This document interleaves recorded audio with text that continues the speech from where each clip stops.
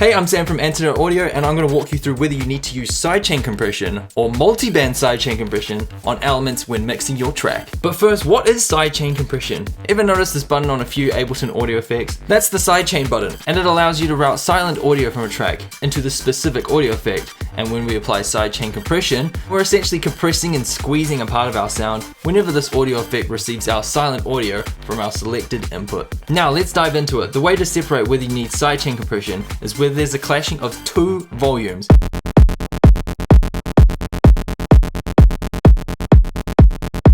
Its common use is on the bass being triggered by a kick to give it groove, absolute classic staple of house music.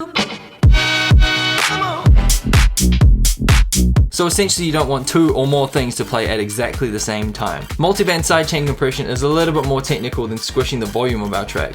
With multiband we can squish individual frequency bands, and in Ableton you have three options: low, mids and highs. Now why would we want to do this? Well, with normal sidechain we're affecting absolutely everything, and while it sounds groovy, multiband can help narrow in where frequencies are competing.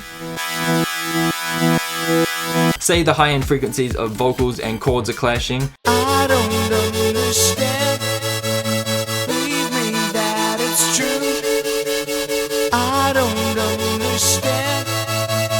Believe me that it's true. Or drums and leads where you still need the drums to punch through, but you don't need to completely cut out the leads volume at the same time.